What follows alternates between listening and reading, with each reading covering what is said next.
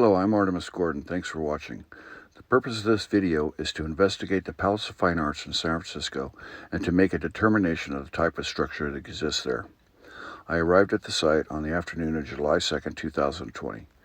I took about an hour's worth of video, but for time's sake, it's been condensed and sped up. I'm now retired, having a background in architecture and engineering, and being fascinated with the structure. I've researched and studied it since the late 1970s. I've been there countless times and was married there in 2011. This is an on-site map located on the east side of the lake at the Star. This is also the spot where my wedding took place.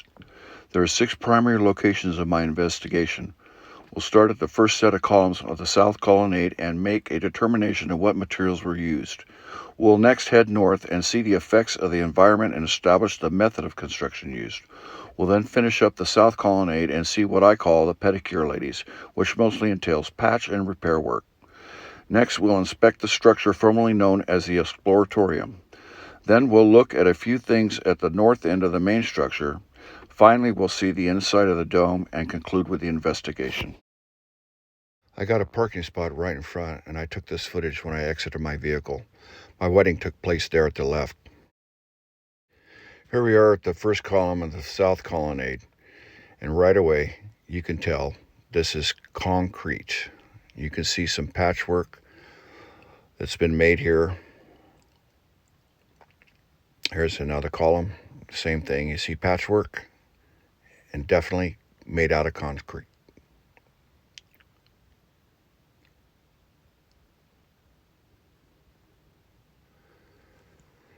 It's another spot here in the same area, and you can definitely see it's made out of concrete. You can see a patchwork done here,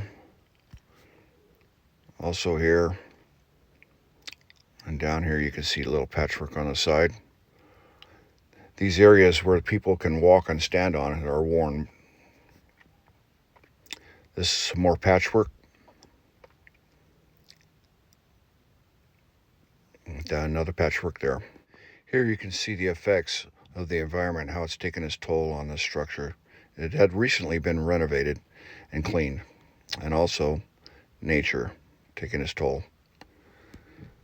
You can see the effects of the pollution collected upon the cement.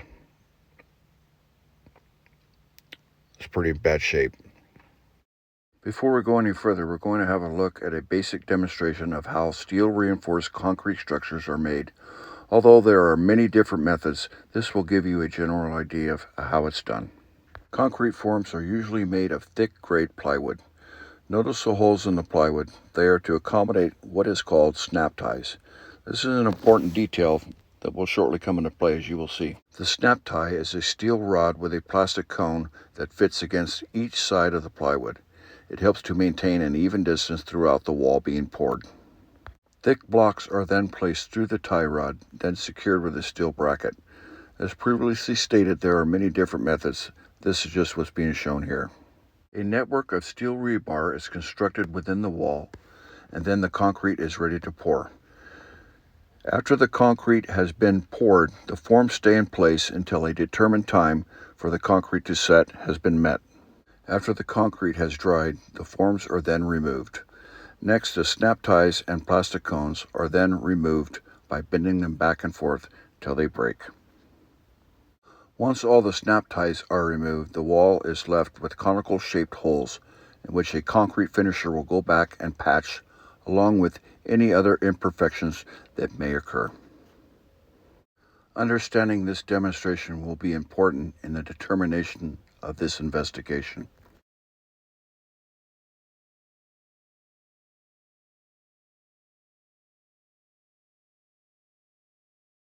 As we go back and review the structure, you'll notice the holes that were patched from the plastic cones that were removed.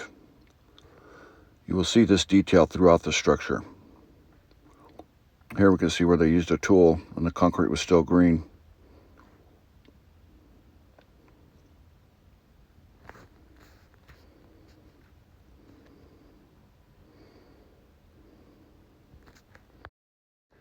Again, you can see where they used a tool on these here. You will also notice you can see the wood grain from the plywood.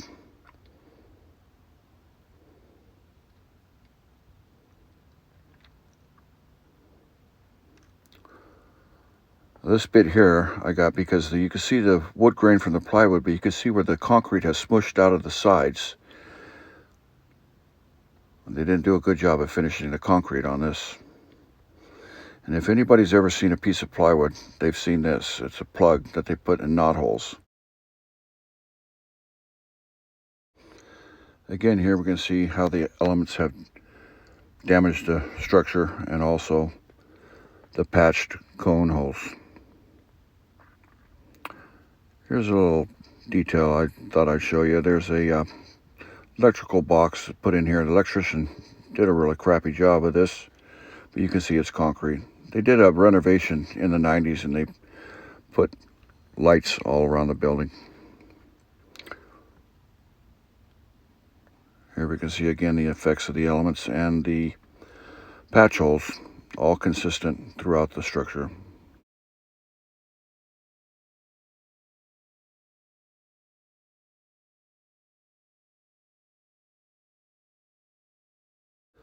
Here we are at the north end of the colonnade, what I call the pedicure ladies.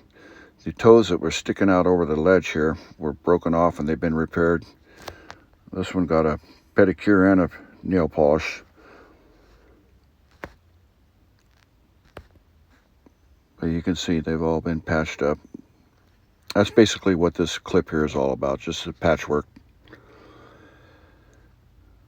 You can see this one here. You can see the steel rebar coming through there, rusted.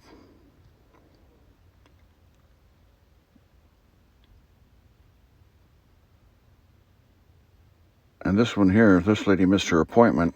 She didn't get a pedicure, but you could see the steel sticking out where the toe's been broken off. And here, this is just more shots of the cone holes being patched.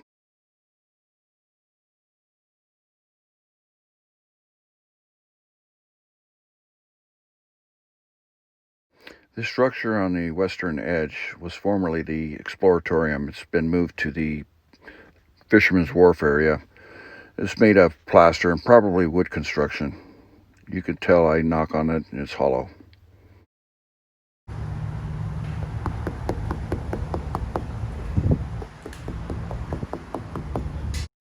It's quite a large building, but definitely not made of stone.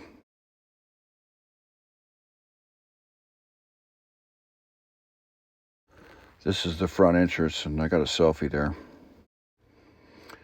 Here's the north end of the rotunda. You can see the cone holes that were patched. It's pretty common throughout the entire structure. And also the environmental damage. More cone holes. And a swastika, which is common throughout the entire structure. Here at this urn here, we can see imperfection in the middle there.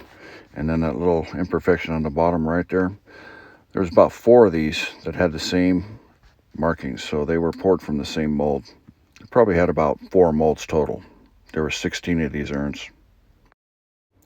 Still on the north end of the main structure, we can see the plywood imprint and also the patch holes. Now this one here, so you can see the rebar sticking out through here. There was a little piece of rebar that flaked off. I touched it, it fell, and I took a picture of it in the car.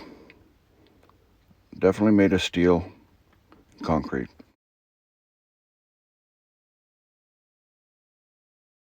Here we see these huge planters that step down, and you can see the pieces that have been broken off. A swastika detail there at the bottom.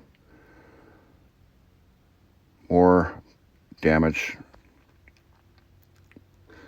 And where people step on and climb on, you can see how it's worn down.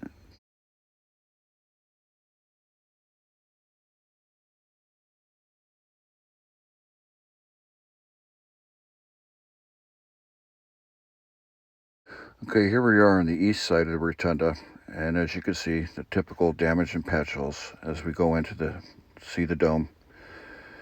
I did a double take on this entity here. I wouldn't call it an angel, but notice it was missing a head.